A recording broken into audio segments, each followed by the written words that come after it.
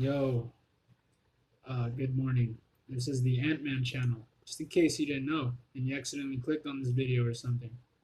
But yeah, it is Tuesday, the 6th of August, 2019, and I'm your host, Ant-Man. Got an article in front of me, sorry, not in front of you. You got me in front of you.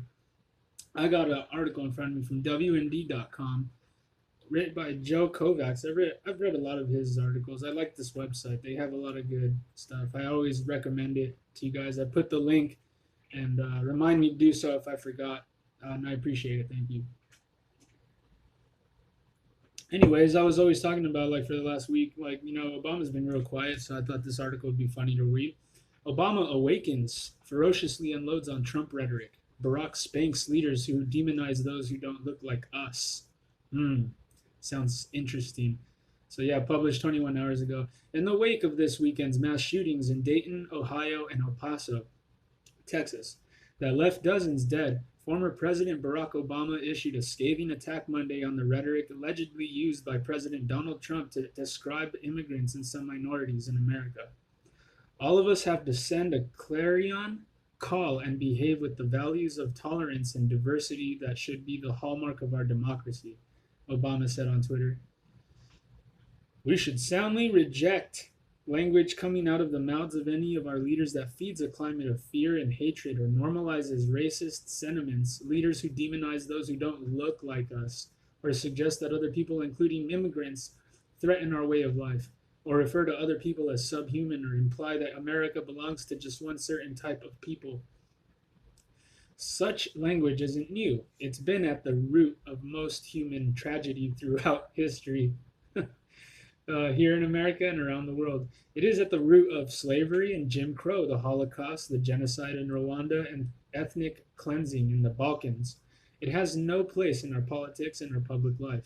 And it's time for the overwhelming majority of Americans of goodwill, of every race and faith or political party, to say as much clearly and unequivocally.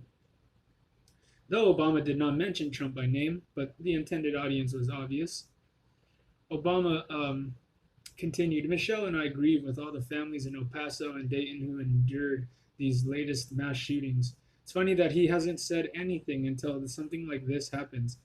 Remember, don't let uh, like a tragedy go to waste. Don't let like this is just an opportunity for you to preach your leftist ideology. So let's go. Even if details are still emerging, there are a few things we already know to be true. First, no other nation on earth comes close to experiencing the frequency of mass shootings that we see in the United States. No other developed nation tolerates the levels of gun violence that we do. Every time this happens, we're told that tougher gun laws won't stop all murders, that they won't stop every deranged individual from getting a weapon and shooting innocent people in public places. But the evidence shows that they can stop some killings. They can save some families from heartbreak.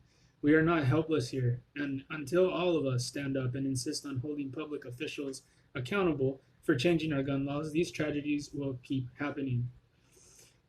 Second, while the motivations behind these shootings may not yet be fully known, there are indications that the El Paso shooting follows a dangerous trend. Troubled individuals who embrace racist ideologies and see themselves obligated to act violently to preserve white supremacy. The following the like followers of ISIS and other foreign terrorist organizations, these individuals may act alone, but they've been radicalized by white nationalist websites that proliferate on the internet. That means that both law enforcement agencies and internet platforms need to come up with better strategies to reduce the influence of these hate groups. Wow, Obama taking a page right out of like Hitler's playbook, right? Uh, you got to up the propaganda, you guys. This is, you know what I mean? Obviously, you know now that the shooter was a left wing extremist now.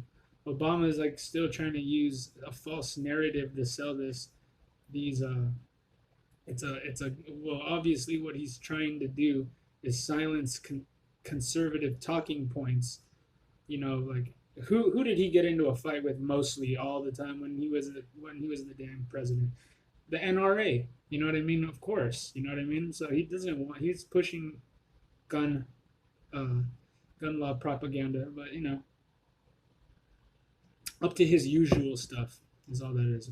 Meanwhile, Trump on Monday placed blame for the attacks on the internet, computer games, social media, and mental illness for the horrific killings that left at least 30 dead. Mental illness and hatred pulls the trigger, not the gun, Trump said. The shooter in El Paso posted a manifesto online, consumed by racist hate. In one voice, our nation must condemn racism, bigotry, and white supremacy. How about all kinds of whatever supremacy, fool? Like, it's not just the white people that need to be told anything. It's all of you. It's me too. The problem with our society today is we really don't understand the insatiable desires of the flesh. We don't understand who we are and who God is and all these things. That's why we're so flabbergasted by a lot of these issues today. Because honestly, man, it's not white people, it's humanity in general we are all fallen and we all need restraints. That's why we have government, because we don't have angels governing us, and you know what I mean. We need to do it ourselves. So we're not angels, so we need to check ourselves, right? So I don't like how everybody nowadays likes to tell other people what to do and what they need to do and how they need to be. How about working on yourself? How about thinking about it as the change is going to start when you decide to change? Uh, so going around and telling other people to change isn't gonna change anything. It's not in your power to do it. You don't have the power to do it, and you will rely on corrupt things to try to do it, manipulate and intimidate and try to dominate and be just a sociopath. You know what I mean? The left uses this kind of tactic a lot. They try to bully you into acquiescing to their will. You know what I mean? But you shouldn't be afraid of the cultural Marxists, the people that peer pressure you to think like them and look like them. And we need to stop with the racism and stop talking about it. We need to stop teaching it to kids to put stereotypes on people, because I'm a Hispanic guy, but you wouldn't, you'd be like, kind of amazed that, my whole family calls me like, they kind of consider me whitewashed, if you will, because I skateboard, I listen to freaking rock music, and right, you know what I mean? I go to the beach and I'm just like, dude, I have a good time. But you know what I mean? I'm not given to the negative stereotype of Hispanic guys like my age. Like I'm supposed to be a cholo or something. I'm supposed to talk with a I don't know English well or something. Like I don't get that. And the left is always the most racist when it comes to people, how they treat other people, because they'll see your outward, your exterior. They'll see the outward appearance of you, and they'll already be judging you based off of that. So that's where racism ends. It ends with you, and stop applying racist stereotypes on people, because we're not all trying to fit in with the idiots that want to watch MTV and listen to rap music. Okay, I'm not trying to fit in with them.